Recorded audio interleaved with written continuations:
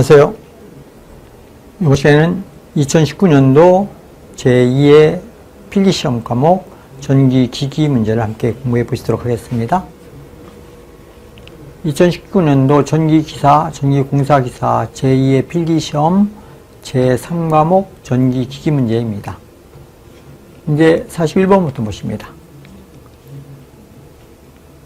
단상변압기 병렬운전 시 요구사항으로 틀린 것은 이렇게 물었네요. 단상변압기의 병렬운전 조건이 있죠. 단상변압기 병렬운전 조건은 이렇게 기억하시죠.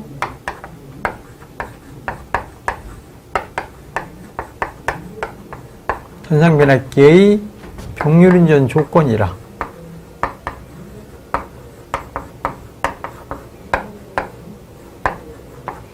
병렬운전 조건은 네 가지로 분류가 되는데 우선 극성, 감극성과 가극성이 있죠. 극성이 같아야 됩니다. 감극성이면 감극성 같을 것. 두 번째로 1, 2차 전격 전압이 같아야 되죠. 1, 2차 전격 전압과 권수비가 같아야 됩니다.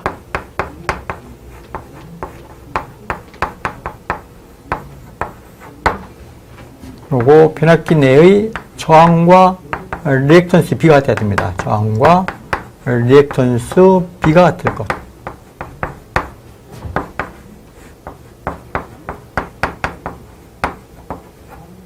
그리고 네 번째로 퍼센트 저항가. 퍼센트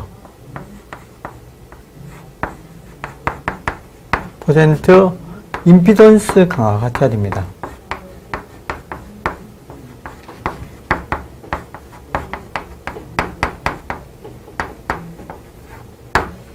이것이 단상변압기 병렬운전 조건인데 언제나 직류발전기, 동기발전기, 변압기 모두 병렬운전으로 쓰이는데 병렬운전 조건에서 언제나 출력이라든가 출력 용량은 같을 필요는 없습니다. 물론 유사한 것이 좋지만 용량 같을 필요가 없다.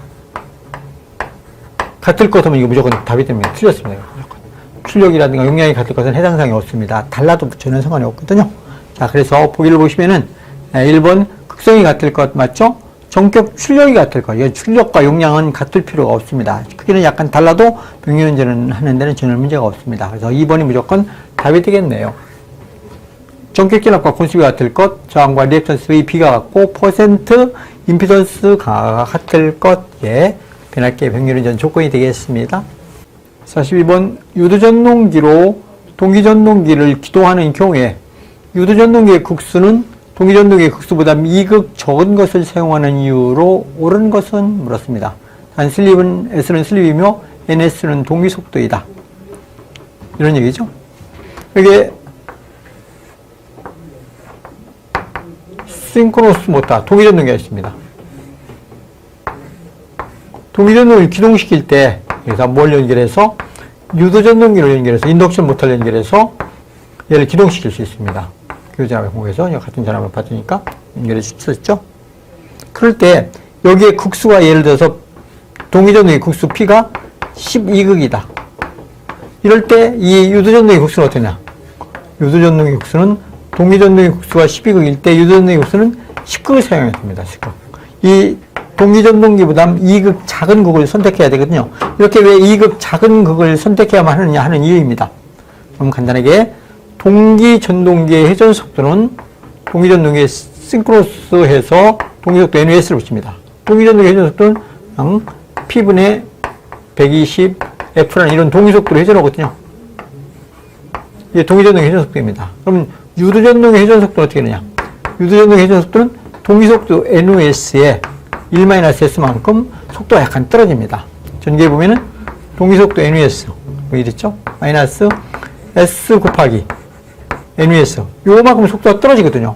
요만큼 속도가 떨어지기 때문에 같은 극을 사용하면 어떻게 된다? 같은 극을 사용하면 동기속도가량 올라갈 수가 없습니다. 그래서 동기속도를 올리기 위해서 이 유도전동의 극수는 항상 어떻게 된다? 극수를 2극 작은 것을 사용하면이 동기속도가량 올라갈 수가 있습니다. 회전속도가 얼마만큼 늦기 때문에 S 곱하기 NUS만큼 늦음으로 동기속도를 올리기 위해서는 이극을 작게 해줘야 된다. 보기에서 찾아볼까요? 같은 국수의 유도전동기는 동기속도보다 S 곱하기 NUS만큼 늦음으로 맞는 답이 되겠네요. 1번. 그렇죠? S 곱하기 NUS만큼 늦음으로, 마이너스 S의 늦음으로 속도를 높여주기 위해서 이극 작은 유도전동기를 선택해야 된다. 이번이 답이 되었죠? 13번. 동기발전기에 회전 계좌형을 사용하는 경우에 대한 이유로 틀린 것은 물었네요. 동기발전기는 회전 전기자형도 있고 회전 계좌형이 있는데 일반적인 동기발전기는 전부 다 회전 계좌형을 채택합니다. 회전 계좌형이라는 것은 말 그대로 계좌를 회전시킨다는 얘기입니다. 계좌 회전.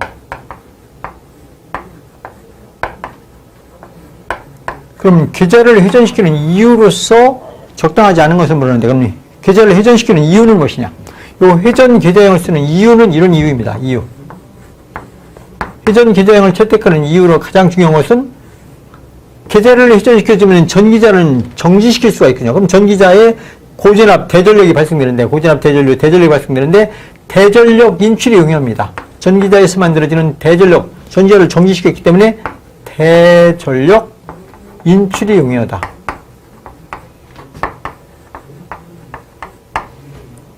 그리고 전기자를 정지시켰기 때문에 절연이 용이합니다.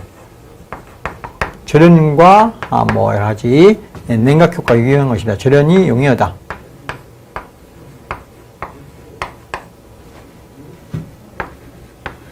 세 번째로 계좌를 회전시켜주면 계좌는 규소 강판을 성취하는데 규소의 함량이 작거든요. 그래서 기계적으로 튼튼한 면이 있습니다.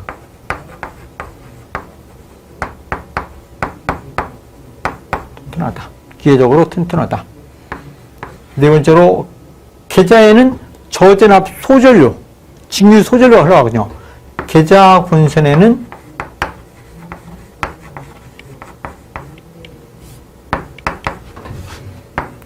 저전압 소전류를 공급해주기 때문에 계좌를 회전시켜도 전원을 공급해주는데 전혀 문제가 없습니다. 이런 회전 계좌형을 채택하면 맹점이 무엇이냐? 맹점은 큰 맹점은 기전력이 외형파로 됩니다. 외형파로 된다.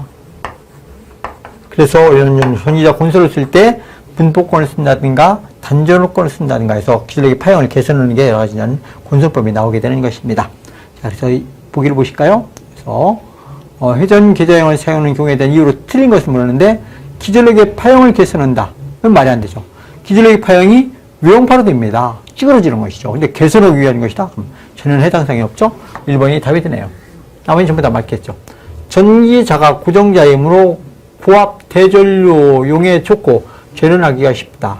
실은 정확한 것은 대전력 인출 빼내는데 용이한 것입니다. 거기다 절연도 용이하다. 왜? 정지되어 있기 때문에 전해체를 두껍게 해도 문제가 없거든요. 한번 계좌가 회전자이지만 저압 소용량 직류이므로 구조가 간단하다. 이게 건전 계좌 원세는 저전압 소전류로 공급해주기 때문에 전원을 공급하는데 문제가 없다는 얘기입니다. 구조가 간단하게 공급할 수 있습니다. 전기자보다 계좌극을 회전자로 하는 경우 기계적으로 튼튼하다. 계좌극은 주소를 함유시키지 않기 때문에 좀 강하게 만들 수가 있거든요. 그래서 기계적으로 튼튼한 것이 회전하기 때문에 전체적으로 튼튼해진다는 뜻입니다. 그래서 1번만 잘못됐죠. 14번 삼성 동기발전기의 매극 매생의 슬로스가 3이라고 할 때 분포권의 개수는 물었네요. 분포권 개수, 분포 개수라고 쓰는 것입니다.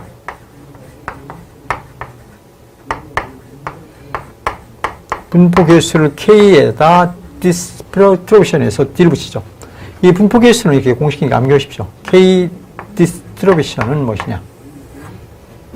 원래는 이렇게 분자 분모가 똑같다고 보시면 됩니다. 사인 2n분지 8분의 사인 2n분지 8 이렇게 되거든요. 근데 여기다 뭔만 곱해주면 된다? 매극 매생의 홈수인 Q 매극 매생의 홈수를 곱해주고 나눠주면 되는 것입니다. 이것이 바로 분포 개수예요. 그래서 암기하시려면 그렇게 암기하시죠.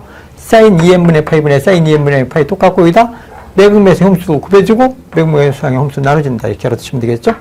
자, 주어진 조건에서 3상 매극매수 홈수가 3이라고 주었습니다. 그럼 얘들 다 3을 넣어주면 됩니다. 3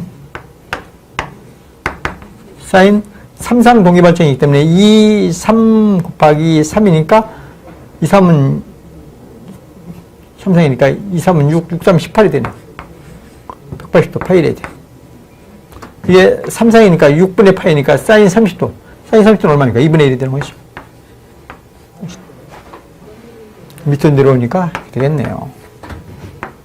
6 사인 18분의 8분의 2라는 값이 나오네요. 이것을 계산해보면 0.96 정도가 나오겠네요. 약 0.96 정도. 그래서 약 얼마 정도? 4% 정도 감소네요. 기저력의 감소는 B거든요. 무엇과? 집중권을 했을 때 기저력 2R의 프라임과 분포권을 했을 때 2R로 요 B거든요. 집중권을 했을 때 기저력과 분포권으로 생겼을 때 기저력의 B를 분포 개수라고 쓰는데요. 그 값이 얼마 정도 감소한다? 0.96 정도가 되니까 약 4% 정도 감소한다. 그래서 기저력이 약간 감소하게 됩니다. 그런데 뭘 개선한다? 기저력의 폐형을 개선하기 위해서 분포권을 사용하는 것이다. 이렇게 이해하시죠? 보기에서 찾아보면 3번에 있네요. 6 사인 18분의 8분의 1이 되어서 3번이 되었죠? 45번 변압기의 누설 리액턴스를 나타내는 것은 그렇네요. 변압기의 누설 리액턴스라. 변압기는 이렇게 환상 철심과 1, 2차 권선으로 이루어지는 게 변압기죠. 변압기 철심이 이렇게 이루어졌습니다. 얇은 규소 강판을 성층에서 리베스로 묶었습니다. 볼트로 묶었죠. 고정시켰습니다. 여기다 1차 권선과 2차 권선이 이렇게 감겨져 있습니다.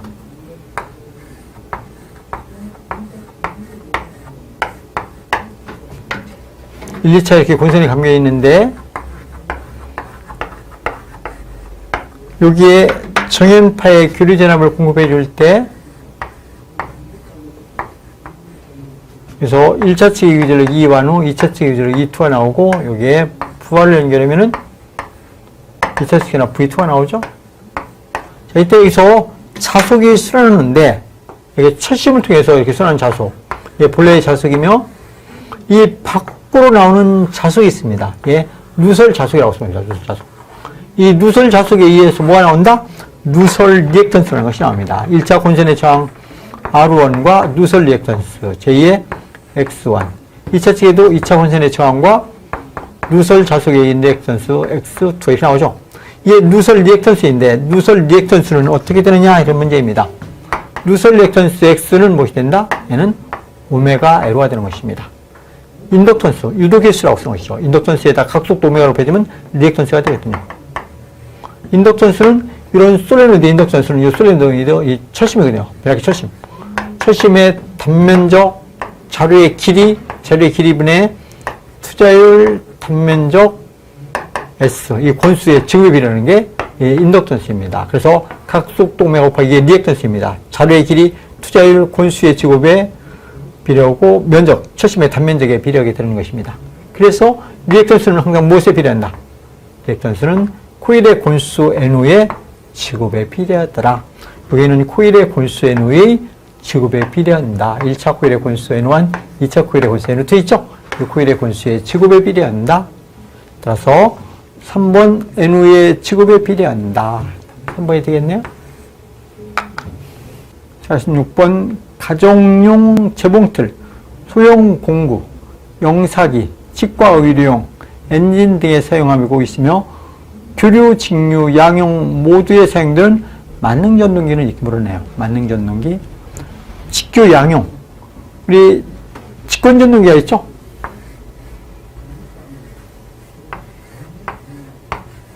전기자가 있고 여기다 직류전을 공유해주면 어떻게 되냐? V볼트의 직류전압을 공급해줍니다. 그럼 이 부하를 연결하고 부하를 회전시켜주는데요. 회전시켜주는데 얘가 시계방향으로 들어간다. 이게 시계방향으로 들어가는 것이죠. 시계방향으로 들어가는데 여기서 이 직류전동기에 공급전압을 이렇게 바꿔줘도 어떻게 합니까? 공급전압을 마이너스, 플러스 이렇게 바꿔줘도 처음에 이렇게 시간을 돌아가고 있으면 그대로 똑같이 시간을 돌아갑니다. 공급전압의 극성을 바꿔도 회전 방향이 변하지 않거든요. 그렇다는 얘기는 지금 무엇이냐? 여기다 교류를 공급해도 회전 방향은 일정에 돌아간다 이런 얘기입니다. 이래서 직류도 사용할 수 있고 교류도 사용할 수 있는 그런 전동기를 직권 정류자 전동기라고 씁니다. 직권 정류자 전동기. 이 직권 정류자 전동기는 소형일 경우에는 소형 공구라든가 재봉틀이라든가 공구 또는 치과 의료용의 어떤 사용되는 공구 이런 것을 전부 다 직권, 직교 양용인 만능 전동기를 사용할 수가 있습니다. 용량이 큰 경우는 75W에 이렇게 소용량에도 쓰고 75W에 뭐 작은 소형에서도 쓰고 대용량일 때는 전기 철도 있죠. 전기 철도에 사용되는 그런 전동기도 직권 정류자 전동기를 사용하고 있습니다. 직교 양용인 만능 전동기를 사용하고 있죠. 그래서 소형에서 대용량가량 존재하는 것이 바로 직권 정류자 전동기라고 보면 되는 것입니다. 그래서 직권 정류자 전동기 구조를 보면은 여러 가지가 있습니다. 여기에 계좌권선이 있고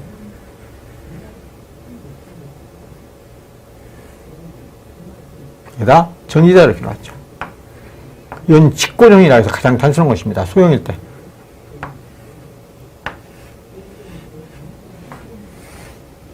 직류교를 이렇게 함께 공급할 수 있는 것입니다. 여기다 직류 DC도 공급할 수 있고 AC도 공급해서 전원을 공급해주면은 이게 계좌권선이 되고 이게 전기자 아마추어가 돼서 계좌권선과 전기자가 직류로 접속되어 있는 직권 정류자 전동기라 이렇게 얘기하는 것이죠.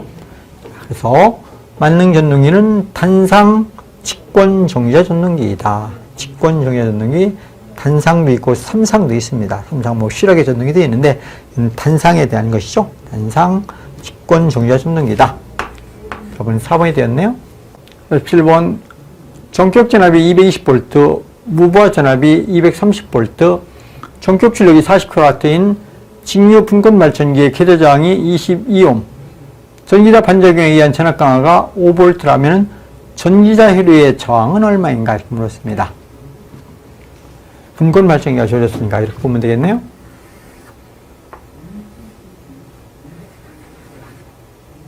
계좌원선이 있죠? 전기자가 있죠?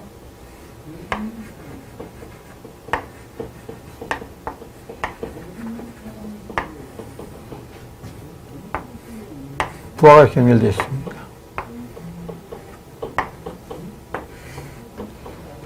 이 전기자 원선의 저항이 있고 여기서 흐르는 전류가 전기자 전류 IA가 됩니다. IA. 여기 흘러가는 전류가 부하 전류 I가 되고 여기가 계좌 전류 IF가 됩니다. 요 계좌 원선에 저항이 있는데 계좌 원선의 저항이 22옴이라고 줄였습니다. 22옴.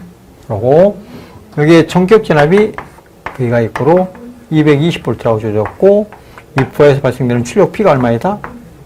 출력 P가 40kW라고 줄였습니다.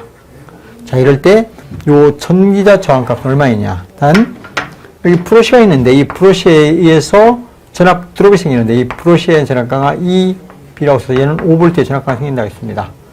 브러쉬에 의한 전압 강화가 5V라고 한다. 이렇게 줄였죠? 5V. 이럴 경우에 전기자 원선의 저항값을 구하라. 그러면은 무부하 단자 전압이라는 것은 무부하 단자 V0라고 쓰는데 V0는 뭘 것 같다? 약 6기절 2와 같습니다. 그럼 6기절 2는 무엇이 된다? 단자 전압 전격 전압에다 플러스 IA 곱하기 RA 여기다 브러쉬의 전압 강화 2B를 더해주면 무엇이 된다? 이게 무부하 전압입니다. 자, 따라서 우리는 요 전기자 원선의 저항을 구하니까 이걸 구해야 되겠죠. IA, RA는 얼마가 됩니까? IA, RA는 얘는 이 무부하 전압 V0에서 뭘 빼준다? 전격 전압과 브러쉬의 전압 강화 2B를 빼주면 되죠? 2B를 빼주면 됩니다. 그럼 이게 얼마가 됩니까? 230V에서 마이너스 얘는 220V가 되었고 얘는 5V가 되니까 5V가 돼야 되네요. 전압 강화가 5V. 전기자 원선의 전압 강화가 5V가 되었습니다. 그럼 이 A를 구하려면 IA를 구하면 되겠네요? 그럼 이 전류 IA는 무엇이 됩니까? 계좌 전류와 부하 전류 합이 되겠죠? 그럼 부하 전류 얼마이냐? 출력이라는 것은 전격 전압 곱하기 부하 전류 I가 되는 것이니까 따라서 부하 전류 I는 V분의 출력 P가 되는 것입니다.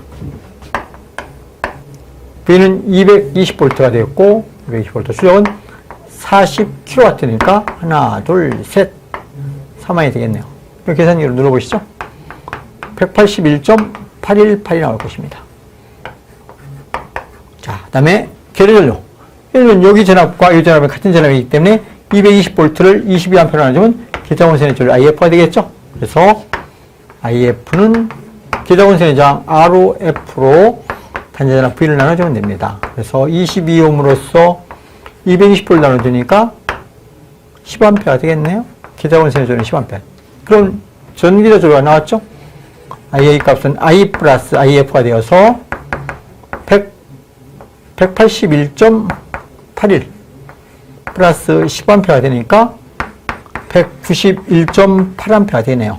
약 191.8A가 됐다. 그럼 이제 나왔죠. 전기자 원선의 저항 R은 어떻게 RA는 전기자 전류 IA분의 전압 강하 5V가 남았죠? 5V를 나눠주면 되겠습니다. 얘는 191.8V로 5를 나눠주니까 얼마가 된다? 0.0026 정도가 되겠네요. 0.0026 정도가 될 것이다. 이런 얘기입니다. 옴이 되겠죠? 그래서 보기에서 찾아보면은 1번에 있네요. 0.026 옴이 된다. 48번 전력용 변압기에서 1차 측의 정연파 전압을 인가하였을 때 2차 정연파 전압이 유기되기 위해서 1차에 흘러가는 여자 전류는 기분파 전류 외에 주로 몇 고조파 전류가 포함되어야 하는가 물었네요. 이렇게 있죠?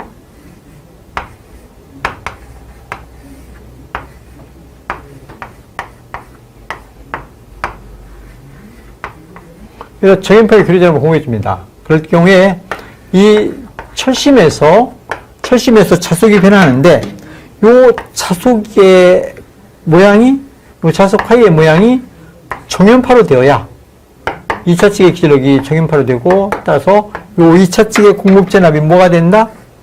정연파로 되는 것입니다. 공급전압이 V2가 정연파로 된다. 이렇게 정연파로 되기 위해서는 1차 측의 기본파 전류에다가 뭘 또 해줘야 되느냐, 무슨 전류가 또 포함이 돼야 되느냐 하는 얘기거든요. 그러면 히스테리시스 현상에 의해서 자속 하이가 정연파로 되려면 자속이 이런 정연파로 된다는 얘기죠. 자속이 이런 매끄러운 정연파로 되어야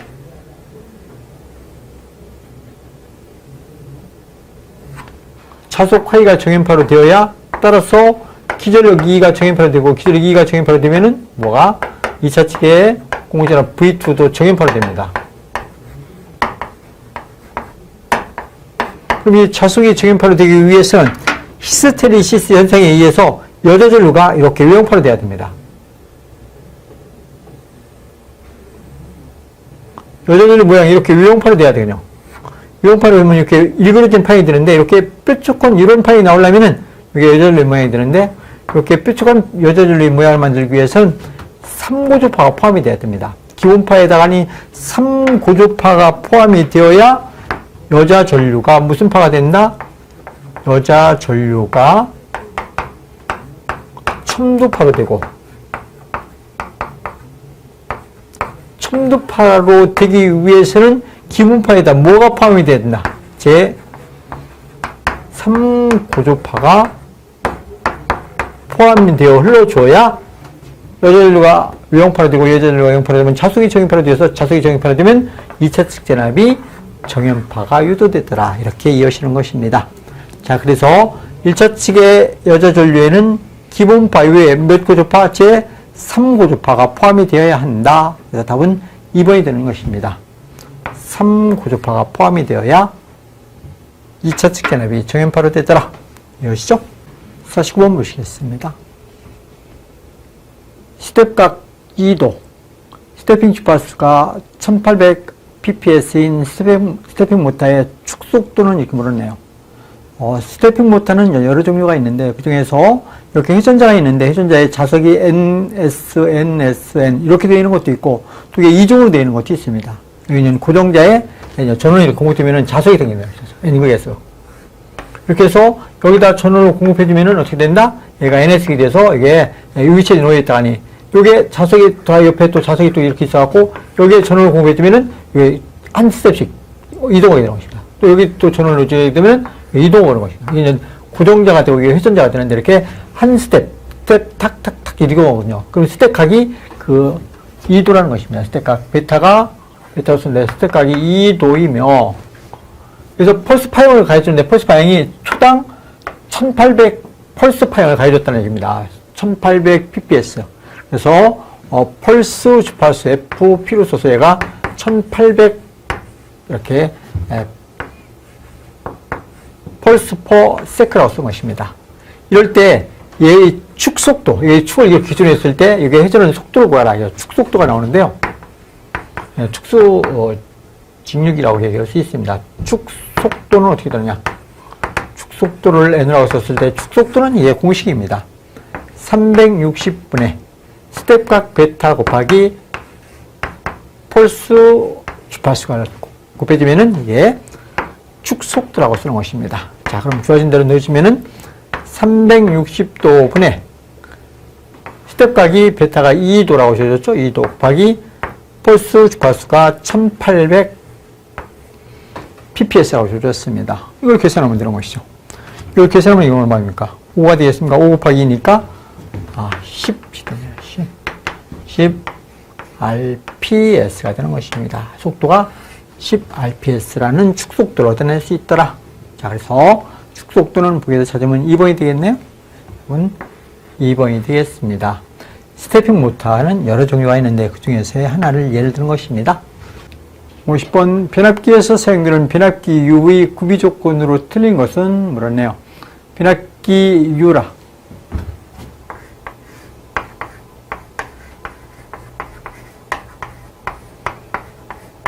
요 오일을 얘기하죠. 변압기에 절연율을 주입하거든요.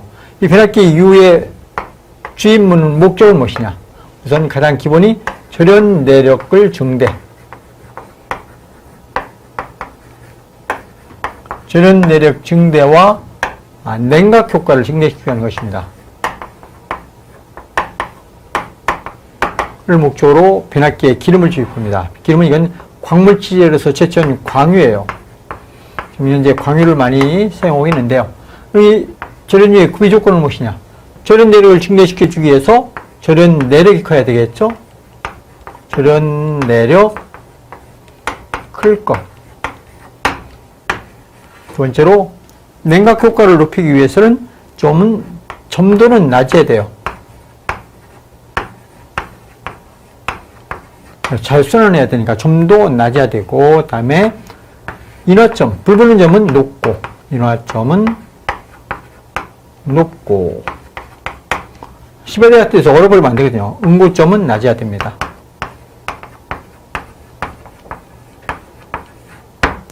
이렇게 해서 인화점이 높고 점도가 낮아서 냉각 효과는 큰 것이었죠.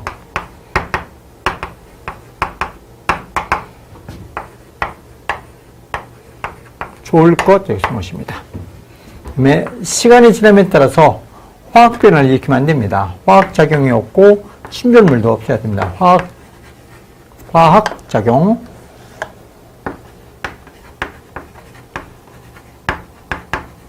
및 침전물 같은 게 생기면 안 됩니다. 침전물 없을 것. 이런 것이 변압기 U의 구비 조건이다. 기본사항이니까 잘 아는 것이죠. 자, 그러면 보기를 보시면은 1번 점도가 높을 것.